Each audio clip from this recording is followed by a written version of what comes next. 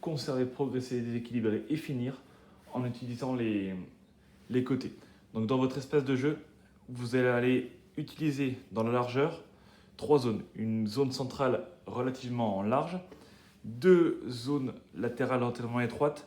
En termes d'espace, vous pouvez faire de la ligne de touche jusqu'à l'entrée de la surface, où vous pouvez également réduire légèrement en direction de la largeur.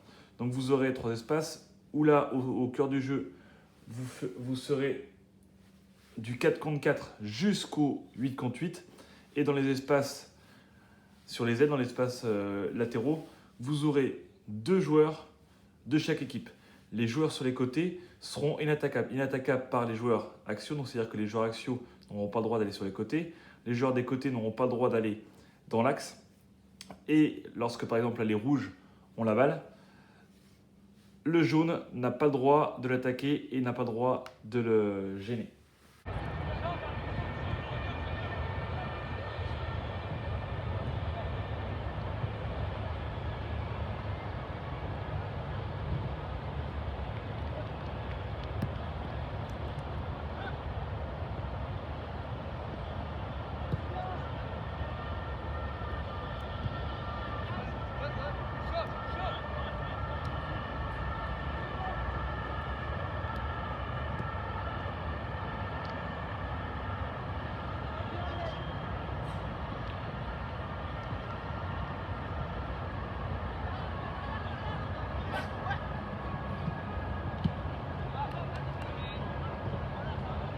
Alors l'intérêt du comptage des points, donc si le but est marqué en passant uniquement par la zone centrale, l'équipe, on va prendre les rouges par exemple, les rouges marqueront qu'un seul point. Si un but est marqué en passant par 2 zones, donc par exemple la zone centrale plus cette zone-là, sur le même temps de jeu, le but vaudra 10 points. Et si la balle passe par les 3 zones sur le même temps de jeu, eh bien, le but vaudra 100 points. Avec les variables, donc vous pouvez jouer évidemment sur le nombre de touches de balle. Au centre, vous pouvez demander d'avoir entre 2 et du jeu libre au maximum. Sur les côtés, vous pouvez demander à jouer, à ce que les joueurs de côté jouent entre une touche de balle et 4 touches de balle. Pourquoi interdire le jeu libre et la prise de balle vers l'avant? C'est que si par exemple le 7 prend la balle et remonte tout le terrain sans être attaqué, ça dénature totalement le jeu. Donc grand maximum, 4 touches de balle pour les joueurs de couloir. Autre variable possible, sur le nombre de joueurs dans les couloirs. Si vous avez assez de joueurs pour mettre 2 pistons de chaque côté, donc 2 rouges, 2 jaunes, vous pouvez le faire.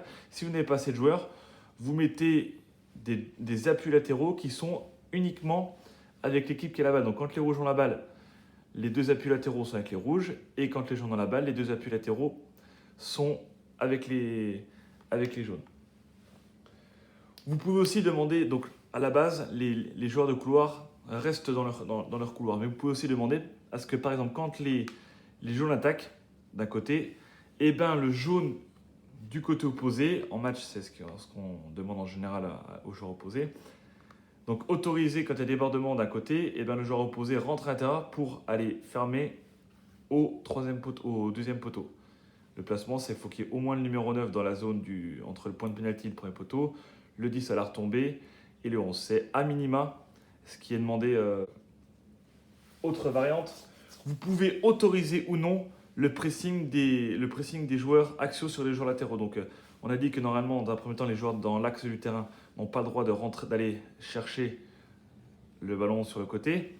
Mais comme variable complexifiante, vous pouvez autoriser à ce qu'un joueur de l'axe puisse aller sur le côté. Dans ce cas-là, le numéro 2 devra faire le choix. Soit il va dans l'axe, il va chercher côté, par contre ça libère du monde dans l'axe, ou il reste côté en attendant le centre de l'ailier.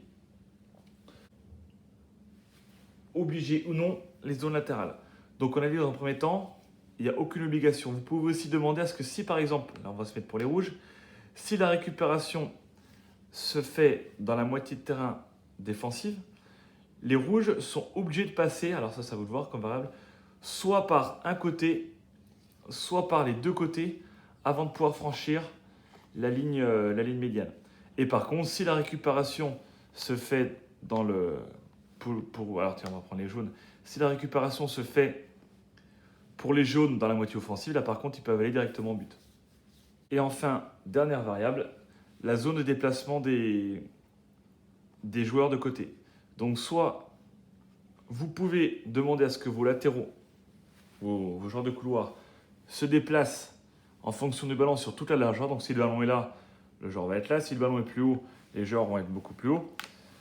Ou vous pouvez limiter les déplacements uniquement sur les zones défensives. Donc dans ce cas-là, les appuis latéraux servent uniquement à conserver le ballon et progresser. Et donc ils s'arrêtent, ils n'ont pas le droit d'aller plus loin.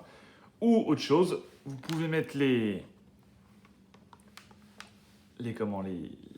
joueurs uniquement dans les zones offensives. Donc là, l'objectif, en mettant les joueurs uniquement dans les zones offensives, vous allez chercher à utiliser les côtés uniquement pour progresser, déséquilibrer et finir sur centre.